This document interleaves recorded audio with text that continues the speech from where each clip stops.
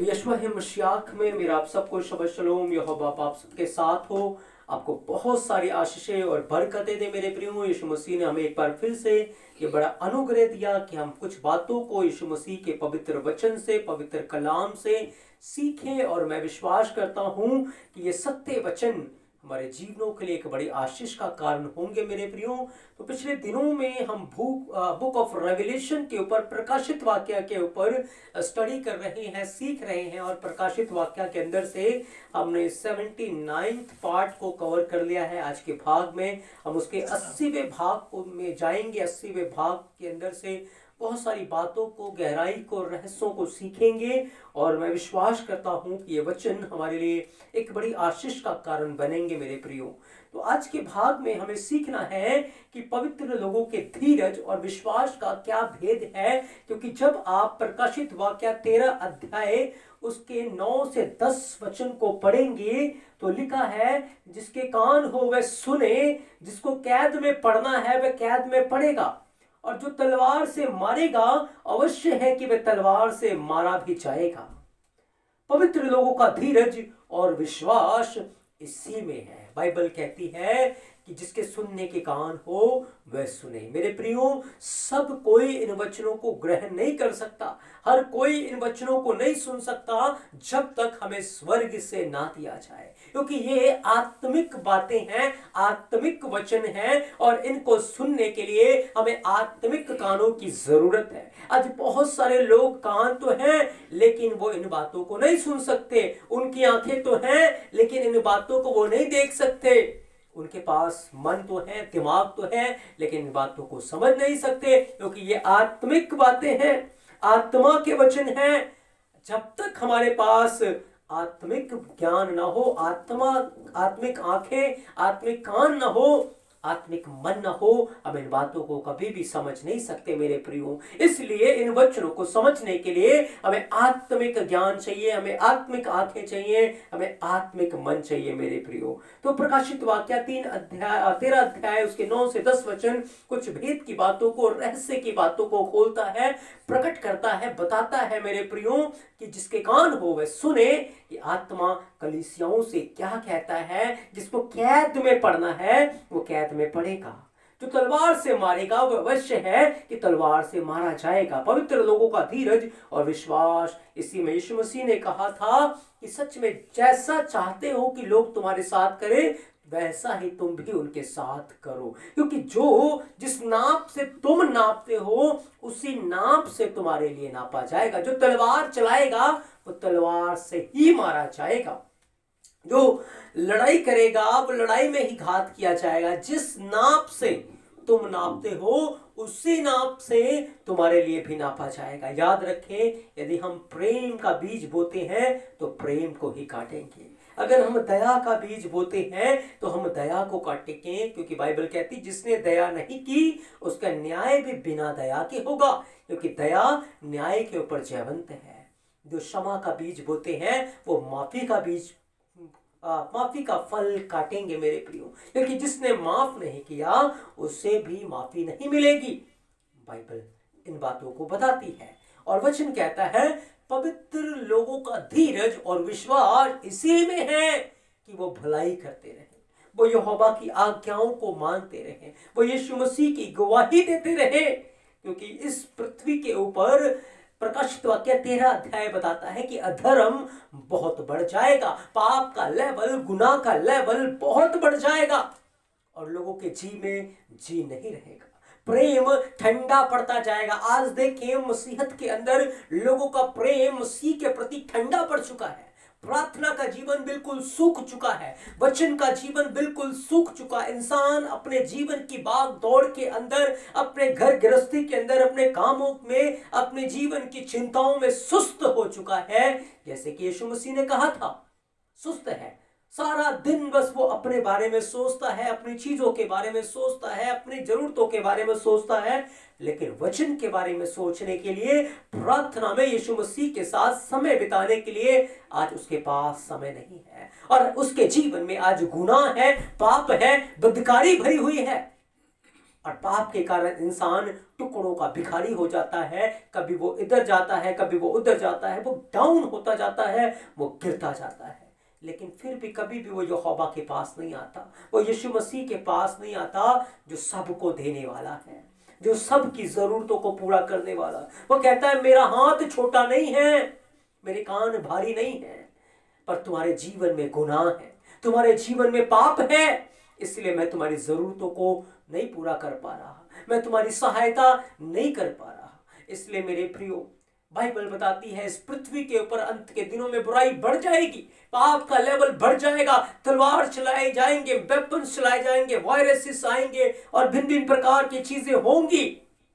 लेकिन सारी चीजों के बीच में वो कहता है पवित्र लोगों का विश्वास, उनका धीरज इसमें है कि वो यहोवा की आज्ञा का पालन करते रहे, वो विश्वास योग्य बने रहे, वो यीशु मसीह की गवाही देते रहे, वो उसकी आज्ञाओं में बने रहे, वो भलाई का काम करते हैं, उनका प्रेम ठंडा ना हो जाए, वो लगातार भलाई में बने रहे। और ऐसा आप तभी कर सकते हैं जब आप प्रार्थना के जीवन में बने रहेंगे, जब आप प्रार्थना करते रहेंगे, आप वचन पढ़ते रहेंगे, आपके अंदर मसीह वास करेगा, आपके अंदर पवित्र आत्मा रहेगा। आज लोग कहते हैं पवित्र आत्मा से भरे, लेकिन याद रखें अगर उनका जीवन प्रार्थना का जीवन नहीं है, वचन का जीवन नहीं है, मसीह उनके अंदर नहीं है, अनर्थ की बातें उनके अंदर भरी है, इधर उधर की बातें उनके अंदर भरी है। लेकिन जिनके अंदर वचन भरा है, जिनके अंदर ओ प्रार्थना के निवेदन भरे हुए हैं, उनके अंदर ही यहोवा का आत्मा वास करता है, क्योंकि यहोवा का आत्मा हमें यहोवा के समीप लेकर जाता है। वो हमें संसार की बुराई में नहीं छोड़ता, पर वो हमें यहोवा के पास ले जाता है। और जो व्यक्ति यहोवा की उपस्थिति में रहता है वो बुराई से, पाप से बचा रहता है मेरे प्रियो। तो वचन कहता है कि पवित्र लोगों का धीरज और विश्वास इसमें है, किसमें है? जब आप प्रकाशित वाक्य 14 अध्याय 12 वचन को पढ़ेंगे तो लिखा है पवित्र लोगों का धीरज इसी में है कि जो यहोवा की आज्ञाओं को मानते रहें और यीशु मसीह के ऊपर विश्वास करें, उसकी गवाही दे। याद रखें, दो बातें मसीह जीवन की नींव है। पहली बात यहोवा का वचन, वर्ड ऑफ यावे, और दूसरी बात यीशु मसीह की गवाही, क्योंकि क्रूस हमारे लिए गवाही का वो चिन्ह है मेरे प्रियो, जिसके द्वारा हम जयवंत होते हैं। अगर दोनों में से किसी भी एक चीज को आपने छोड़ दिया तो याद रखें आप स्वर्ग के राज्य में कभी भी नहीं जा पाएंगे, क्योंकि स्वर्ग के राज्य में जाने के लिए ये दोनों ही बातें हमारे जीवन में होना बहुत ही जरूरी है मेरे प्रियो। आज यहूदियों ने यहोवा की आज्ञाओं को तो ले लिया, इजरायलियों ने यहोवा की आज्ञाओं को ले लिया, लेकिन उन्होंने यीशु मसीह को छोड़ दिया है, यीशु मसीह की गवाही को छोड़ दिया, उसे मसाया मशीयात के रूप में उन्होंने स्वीकार नहीं किया। और अगर मसीहों की मैं बात करूं तो मसीहों ने यीशु मसीह को तो ले लिया, उसकी गवाही को तो ले लिया, लेकिन वो यहोवा की आज्ञा का पालन ही नहीं करते। वो सोचते हैं हम तो अनुग्रह के अधीन है, हम पाप कर ले फिर माफी मांग ले, पाप कर ले फिर माफी मांग ले, पाप कर ले फिर माफी मांग ले, और ऐसे ही उनका जीवन पाप में चलता जाता है और वो घटते जाते हैं, घटते जाते हैं, घटते जाते हैं और समझ नहीं पाते कि हम क्यों घट रहे हैं। मेरे प्रियो, यहोवा का वचन हमें सिखाता है ये दोनों बातें मसीह जीवन की नींव है। अगर ये दोनों ही बातों में से कोई भी एक चीज आपके जीवन में नहीं है तो आप आत्मिक रीति से नहीं बढ़ सकते। यहोवा आपको नहीं बढ़ा रहा। अगर आप बढ़ भी रहे हैं तो आपकी आशीषें, आपका बढ़ना यहोवा की ओर से नहीं है। मेरे प्रियो, बाइबल बार बार इन बातों को बताती है, बयान करती है। जब आप यूहन्ना 1 अध्याय 9 वचन को पढ़ते हैं, यूहन्ना के ऊपर कलेश उन दिनों के अंदर क्यों था? यूहन्ना ने बताया, क्योंकि यूहन्ना जो था उसने कहा मैं यीशु मसीह की गवाही के कारण और यहोवा की आज्ञाओं के कारण इस सताव के अंदर हूं, इस कलेश में हूं। अगर वो यहोवा की आज्ञाओं को ले लेता, यीशु मसीह की गवाही को छोड़ देता, तो उन दिनों में वो कलेश न भोग रहा होता। आज भी हमारे समय में यही है। दुष्ट उन लोगों के पीछे पड़ा है, उन लोगों के पीछे है जो ये दोनों ही बातें अपने जीवन में रखते हैं।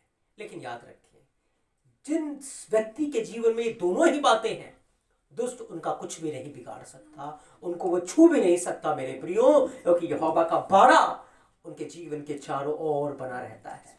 इसलिए हमें इन बातों का बड़ा ध्यान रखना है कि हम कैसे भी हालात में परिस्थिति अपना प्रेम ठंडा ना होने दें, अपनी मोहब्बत, अपने प्रार्थना का जीवन, अपने वचन का जीवन ठंडा ना होने दे, क्योंकि अंत के दिनों के लिए बाइबल कहती लोग जब अधर्म के कामों को देखेंगे, जब पाप होता हुआ देखेंगे, उनके प्रेम ठंडे पड़ जाएंगे, वो आपस में प्यार नहीं रख पाएंगे, वो मसीह को भी प्यार नहीं कर पाएंगे, लेकिन उनके मन करवाहट से, चिंता से, खुमार से, मतवालेपन से, लिखा है, व्यस्त हो जाएंगे, इन चीजों में लग जाएंगे मेरे प्रियो। इसलिए हमें अपने आप की चौकसी करनी है कि हम इन बुराइयों से बचे रहें। बाइबल के अंदर लिखा है, जब दानियल 3 अध्याय को आप पढ़ेंगे, हनन्याह, मिशाइल, अजर्या के बारे में लिखा है। उनके सामने एक बड़ी परीक्षा थी। एक तरफ यहोवा की आज्ञाएं हैं और दूसरी तरफ मूर्ति है मेरे प्रियो।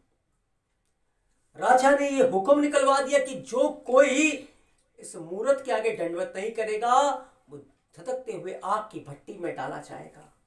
और दूसरी तरफ आज्ञा है कि तू मूर्ति को सजदा नहीं करना, तू अपने लिए कोई मूर्ति खोद के नहीं बनाना, तू उसको दंडवत नहीं करना।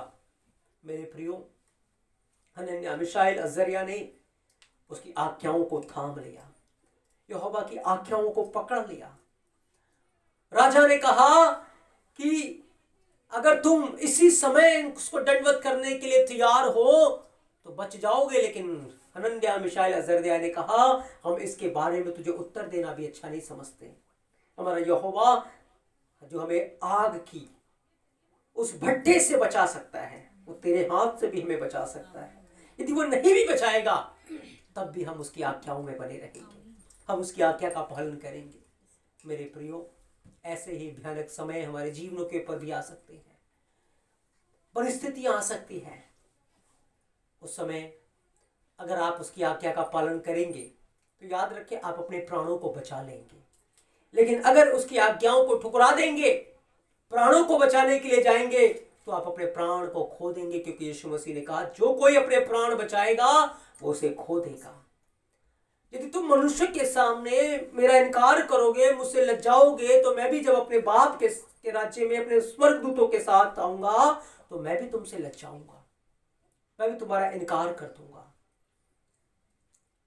इसलिए हनन्याह, मिशाइल, अजर्या ने यहोवा की आज्ञाओं को थामा, उन्हें बांधा गया, आग की भट्टी में डाला गया।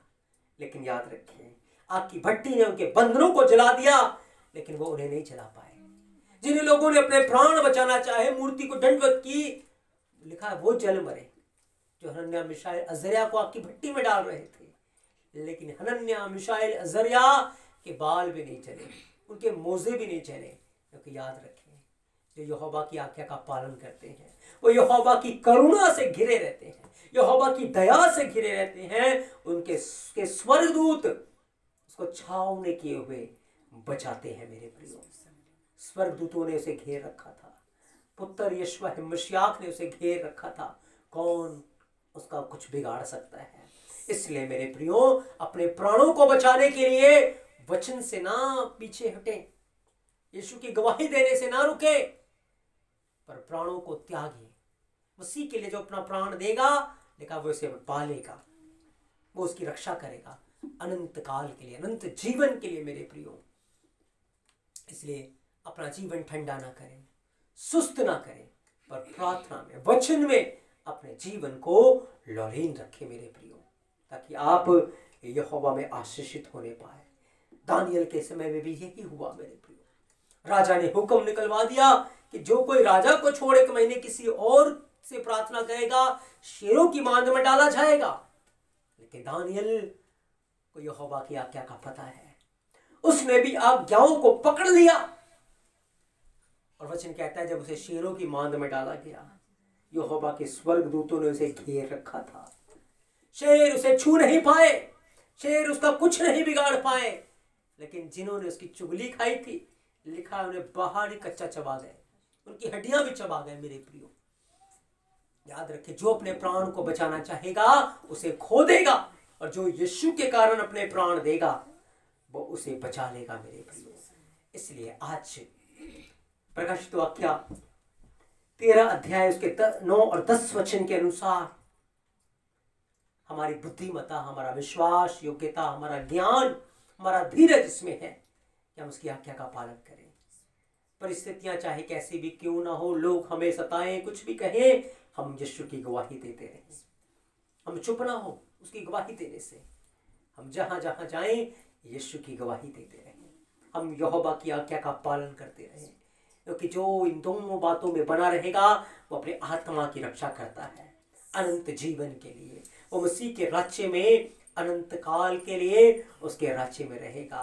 क्योंकि यदि हमने इस पृथ्वी के ऊपर उसके वचन का इकरार किया है, उसके नाम का इकरार किया है, उसे आदर दिया है, एक दिन जब हम उसके राज्य में होंगे वो भी हमारा आदर करेगा। वो भी कहेगा, ऐ मेरे बाप के धन्य लोगों, आओ मेरी महिमा में संभागी हो। लेकिन आज यदि हम उसे ठट्ठों में उड़ाते हैं, मजाक में लेते हैं और वचन को सीरियस नहीं लेते, प्रार्थना का जीवन नहीं बिता रहे, उसका इनकार करते हैं, एक दिन हम भी जब वहां होंगे वो हमारा इनकार कर देगा। स्वर्गदूत उठाएंगे, आग की भट्टी में डाल देंगे।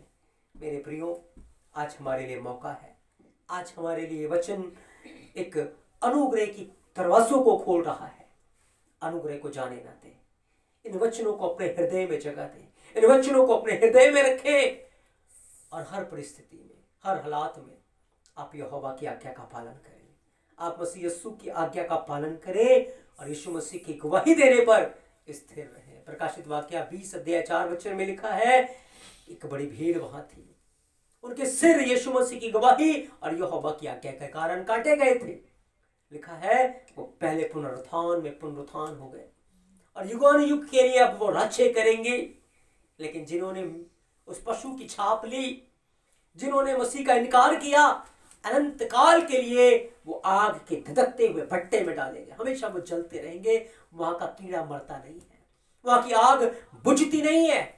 इसलिए मेरे प्रियो, हम अंत के अंत में हैं, जागते रहें, प्रार्थना करते रहें, जीवन की चिंताओं में फंसकर सुस्त ना हो जाए, पर मसीह के वचन में रहकर गर्म रहें, जागते रहें, सावधान रहें और प्रार्थना करते रहें, ताकि जब यीशु आए वो हमें बादलों के ऊपर उठा ले मेरे प्रियो। इसलिए आज का वचन सच में के द्वारा आज हमने जो बातें सीखी कि हमें यहोवा की आज्ञाओं का पालन करना है और यीशु मसीह की गवाही देने के ऊपर स्थिर रहना है। इन वचनों में आप बने रहें। यहोवा इन पवित्र वचनों के द्वारा आपको बहुत सारी आशीषें और बरकतें दे मेरे प्रियो।